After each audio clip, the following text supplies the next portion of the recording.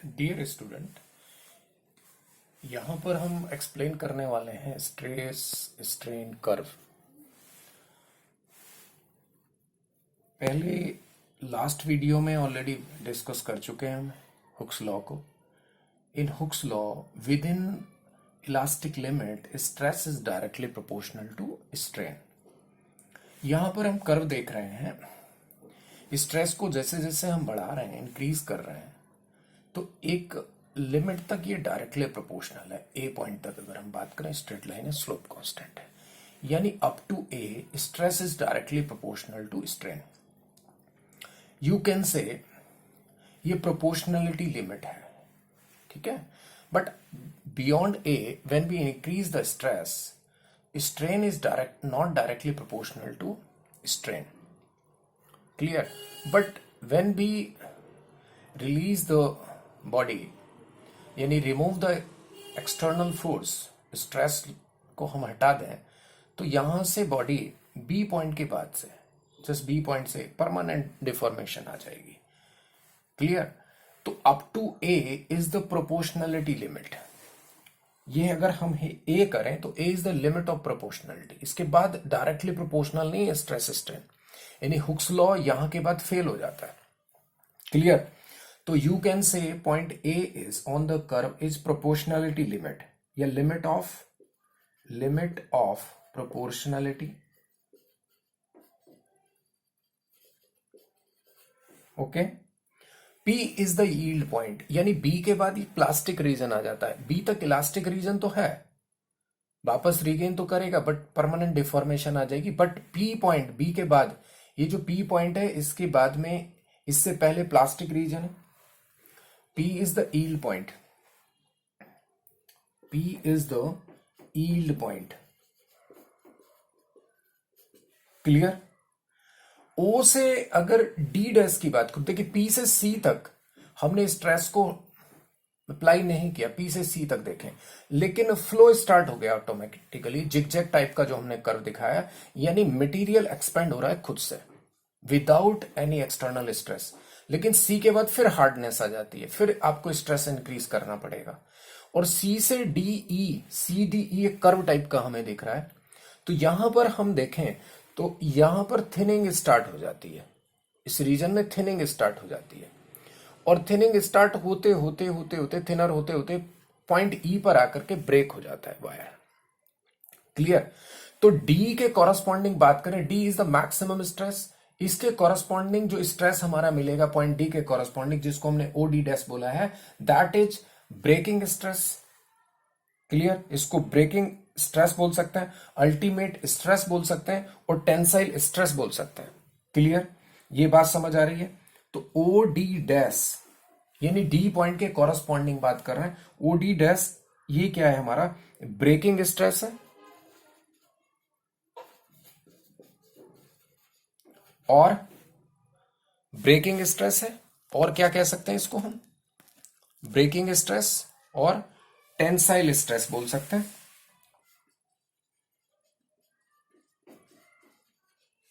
Tensile stress बोल सकते हैं। डी के कॉरस्पॉन्डिंग बात करें, E is the breaking point. E is the breaking point, मैं यहां मार्क कर देता हूं। ई क्या है? Breaking point. B, E point पर ब्रेक हो जाएगा वायर। ओ से O1, ओ डैश जो हमने लिखा है, ओ डैश, ये परमानेंट डिफॉर्मेशन आ जाएगी, परमानेंट सेट या परमानेंट डिफॉर्मेशन जो वायर में आ जाएगी। क्लियर? तो ओए पोर्शन क्या दिखा रहा था हमारा? Proportionality limit, Hooke's law valid है। Clear? Stress is directly proportional to strain है। क्लियर? तो बी से पी में हुक्स लॉ फेल हो जाता है यहां तक, ठीक है।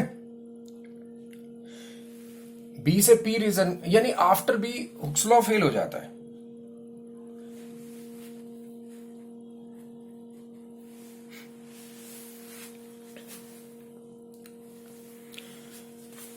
Okay, now we will take some example, numerical problem।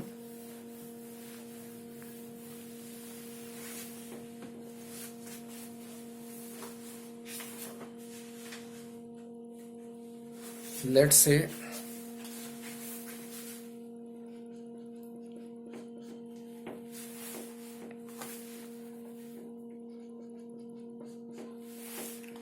a steel wire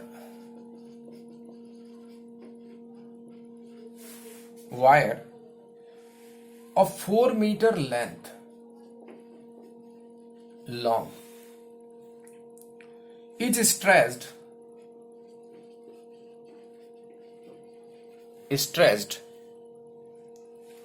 through 2 millimeter. The cross-sectional area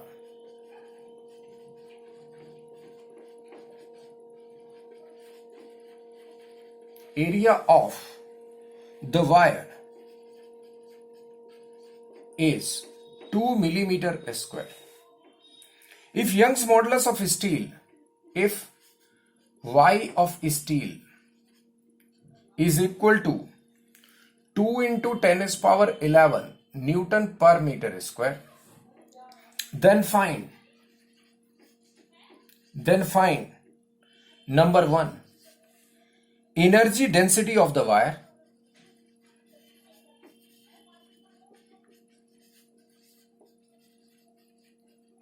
energy density meaning energy per unit volume. Number 2 हमें फाइंड आउट करना है. क्या फाइंड आउट करना है? Elastic potential energy stored in the wire में elastic potential energy stored कितना होगा. तो देखते हैं इसका सॉल्यूशन क्या होगा. प्रॉब्लम, लेंथ कितनी है? L is 4 metre. Change in length कितना है? स्ट्रेच कर रहे हैं, यानी डेल्टा एल कितना हो गया? 2 मिलीमीटर. इसको मीटर में कन्वर्ट कर दीजिए directly. Cross sectional area is 2 millimetre square. तो क्रॉस सेक्शनल एरिया इसको हम लिख सकते हैं 2 into 10 is power minus 6 metre square. Clear? Young's modulus हमें दिया हुआ है y, ये दे रखा है. अब एनर्जी डेंसिटी क्या थी? Energy per unit volume. Energy density को स्मॉल यू से डिनोट किया था हमने लास्ट वीडियोस में, हमने उनका डेरिवेशन किया था. ये क्या आया था हमारा? Half into stress into strain. ये हमारा आया था energy density, energy per unit volume. Values put करते हैं, या इसको हम ऐसे भी लिख सकते हैं. स्ट्रेस को हम क्या लिख सकते हैं? Stress y equal to stress upon strain. तो इसको लिख सकते हैं y इंटू स्ट्रेन. ये लिख सकते हैं half into Y into strain, और एक स्ट्रेन ये रखा, यानी स्ट्रेन स्क्वायर हो जाएगा, क्योंकि y हमें गिवन है, स्ट्रेस तो गिवन ही नहीं है. तो इसलिए हमने इसको स्ट्रेस को कन्वर्ट कर लिया y इंटू स्ट्रेन करके. क्लियर? तो half into Young's modulus is 2 into 10 is power 11 into strain is this delta L by L. तो 2 into 10 is power minus 3 by 4 whole is square. तो ये पूरा सिंप्लीफाई करेंगे. अब आप इस 2 से 2 को कैंसिल कर दीजिए, ये 1/2 होल स्क्वायर आ गया.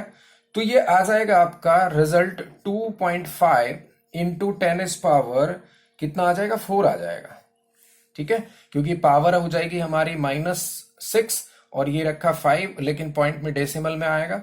तो सिंप्लीफाई करके जूल पर क्यूबिक मीटर आएगा. एनर्जी डेंसिटी है, एनर्जी जूल में होती है, but energy per unit volume है, दैट्स वाई क्यूबिक मीटर आएगा. सारा एमकेएस सिस्टम में कन्वर्ट किया है. तो ऐसे क्वेश्चन में एक चीज का ध्यान रखना पड़ेगा आपको. सारा देखिए, ये किस में दिया? मिलीमीटर में, ये मीटर में. तो मिलीमीटर को भी मीटर में, ये मिलीमीटर स्क्वायर. तो एक जैसे सिस्टम में यूनिट्स को लेकर, क्वांटिटीज को लेकर के आना है. क्लियर? ये क्लियर हो गया. नेक्स्ट पार्ट देखते हैं, elastic potential energy. Elastic potential energy क्या थी भाई? Energy per unit volume. तो वॉल्यूम से और मल्टीप्लाई कर दीजिए तो एनर्जी मिल जाएगी ना, इलास्टिक पोटेंशियल एनर्जी. तो लिखिए elastic potential energy. Number 2, elastic potential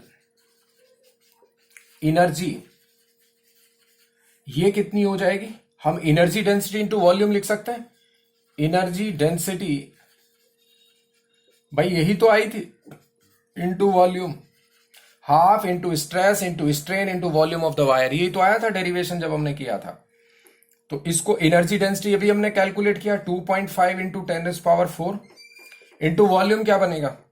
volume length into area cross section, length into area cross section रख दीजिए सीधे सीधे वॉल्यूम। भाई सिलेंडर टाइप का होता है ना वायर, तो क्या बन जाएगा पाई आर स्क्वायर एल, एच की बजाय हम एल लिख रहे हैं, लेंथ लिख रहे हैं, सिलेंडर टाइप का होता है ना वायर, तो पाई आर स्क्वायर एच या पाई आर स्क्वायर एल इसका वॉल्यूम बन जाएगा। तो वॉल्यूम कितना हो गया, वॉल्यूम हो गया इसका एरिया क्रॉस सेक्शन। तो पाई आर स्क्वायर की भी जरूरत नहीं, ए दे रखा है ऑलरेडी, तो पाई आर स्क्वायर की जगह तो ये दे ही रखा है, तो ये हो गया 2 इंटू 10⁻⁻�6 इंटू लेंथ और कर दीजिए 4 मीटर। क्लियर?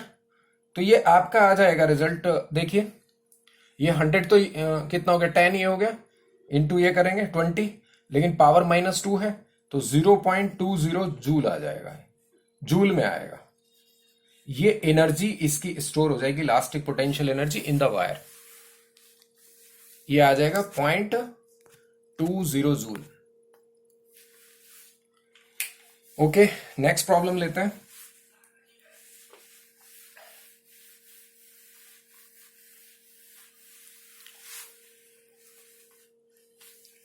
नेक्स्ट प्रॉब्लम ये है कि क्वेश्चन ये है, इसमें स्ट्रेस फाइंड आउट करना है। दो रॉड दी हुई है, रॉड दी हुई है, ऐसे करके कंबाइंड किया हुआ है रॉड को, ऐसे करके। एक ये रॉड है ए बी, दूसरी रॉड ऐसे दी हुई है सी डी, इसका एरिया क्रॉस सेक्शन कुछ कम है। फिर एक और यहां रखी हुई है, ऐसे करके रॉड दी हुई है। ठीक है, समझ रहे? ये जो रॉड है हमारी, ये समझिए ऐसे रॉड रखी हुई है, और ये रॉड है सी डी, और फिर एक रॉड दे रखी है ई एफ, ऐसे करके दे रखी है। ठीक है, अब इस रॉड पर इधर 30 न्यूटन का फोर्स लगाया है, यहां 10 न्यूटन का फोर्स लगाया है, और यहां पर 40 न्यूटन का फोर्स लगाया है। अलग अलग सेक्शन पे अलग अलग फोर्सेस लग रहे हैं। तो हमें इस एरिया ऑफ सीडी दिया हुआ है, सीडी का क्रॉस सेक्शनल एरिया दिया हुआ है, cross sectional area of CD is equal to 2 metre square. Stress find out करना है, find the stress in CD, find the stress in CD. इस सेक्शन में स्ट्रेस फाइंड आउट करना है। तो स्ट्रेस फाइंड आउट करने के लिए हम करते क्या है, फोर्स पर यूनिट एरिया निकालते हैं। अब यहां तो पता ही नहीं चल रहा है इस पे, इस सेक्शन पे ओवरऑल फोर्स क्या है। तो ऐसे क्वेश्चन में हमें क्या करना होता है, अलग अलग सेक्शन पे ना फोर्स लेफ्ट और राइट इक्वेट कर लीजिए। इसका सॉल्यूशन देखिए क्या करें। इस सेक्शन पे फोर्स इक्वेट करना है मुझे लेफ्ट और राइट का, तो मैं क्या करूं, इस ए बी सेक्शन में अगर देखूं, ए बी सेक्शन में इधर कितना लग रहा है 40, मुझे इधर भी 40 न्यूटन करना है। ठीक है, इधर भी 40 न्यूटन करना है। तो 10 यहां पहले से ही लग रहा था, यानी मुझे 30 लगाना पड़ा इधर। ओके, अब जरा इस सीडी सेक्शन को देख लो। सीडी सेक्शन में अगर देखें, क्योंकि 10 तो यहां पहले से ही लग रहा है, मैंने 30 और लगाया, इसका मतलब 30 इधर लगाना पड़ेगा, क्योंकि इन्हीं फोर्सेस को इक्वेट करना है हमें। ऐसे अलग अलग सेक्शन पे रिजॉल्व करना है, जस्ट लाइक एफबीडी एक तरह से ड्रॉ कर रहे हैं हम। ये हमारा सीडी सेक्शन हो गया। अब देखिए इधर मैंने 30 लगाया ना, लेफ्ट और राइट के फोर्सेस इक्वल आने चाहिए। इस पोर्शन पे ए बी पर देख रहा हूं तो लेफ्ट और राइट के फोर्सेस इक्वल हो गए। इस पर मैंने जब 40 किया तो 10 पहले से था, तो मैंने 30 और लगाया, तो इसका मतलब मुझे इधर 30 लगाना पड़ेगा। देखो अभी भी 10 है ना नेट फोर्स इस सेक्शन पे, यहां पर 10 है कि नहीं है, यस।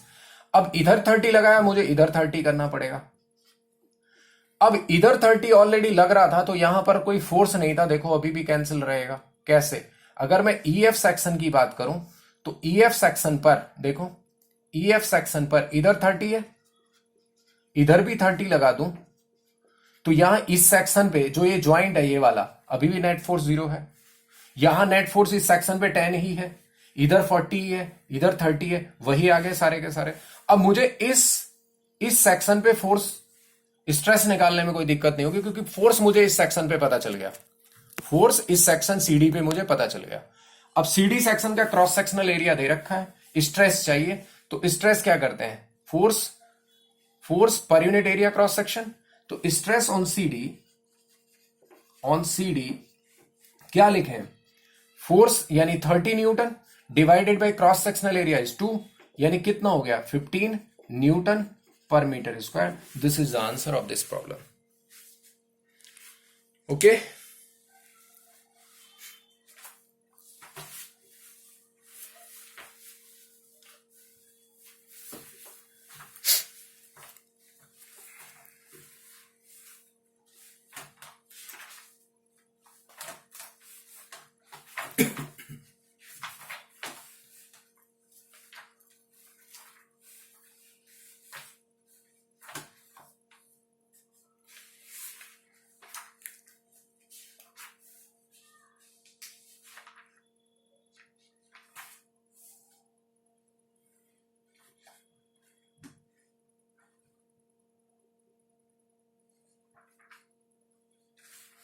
नेक्स्ट प्रॉब्लम लेते हैं.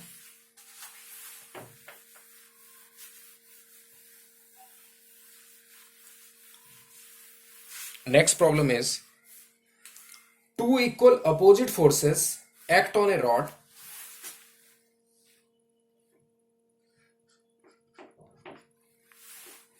Two equal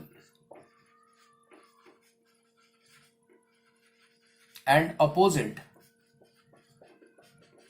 forces to equal and opposite force F, दोनों अलग अलग डायरेक्शन में, दोनों F ही हैं, acts on a rod of uniform cross sectional area A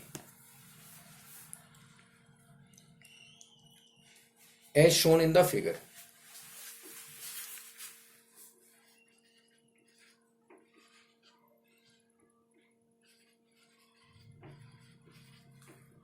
On a uniform rod of cross sectional area A as shown in figure. ऐसे question में बच्चे ज्यादा परेशान होते हैं. ठीक है, हमें फाइंड करना है shearing longitudinal stress on section A B. Find Number 1 shearing, number 2 longitudinal stress on section AB. तो रॉड ये है, लेट से ये रॉड है, इधर F लग रहा है, अपोजिट डायरेक्शन में दो फोर्स लग रहे हैं F और F. क्रॉस सेक्शनल एरिया ऐसे दे रखा है, ये एरिया ऐसे दे रखा है ए बी सेक्शन, ये ऐसे कुछ दे रखा है, ये एंगल बना रखा है कुछ. ठीक है, ये थीटा एंगल लेट से बना रहा है. इस सेक्शन पर देखना है शियरिंग स्ट्रेस और लॉन्गिट्यूडनल स्ट्रेस क्या होगा. क्लियर, इस सेक्शन पर हमें देखना है. तो यहां एक्चुअली प्रॉब्लम ये होती है बच्चों को, अगर नेट फोर्स देखें, इस सेक्शन पर फोर्स देखें, तो उस फोर्स को रिजॉल्व कर सकते हैं. क्यों भाई, इस सेक्शन पे फोर्स को रिजॉल्व कर सकते हैं. तो रिजॉल्व अगर करें हम फोर्सेस को, क्योंकि ओवरऑल इक्विलिब्रियम तो मेंटेन हो रहा है. यस और no. Net force on the rod is 0. Net force on the rod is 0.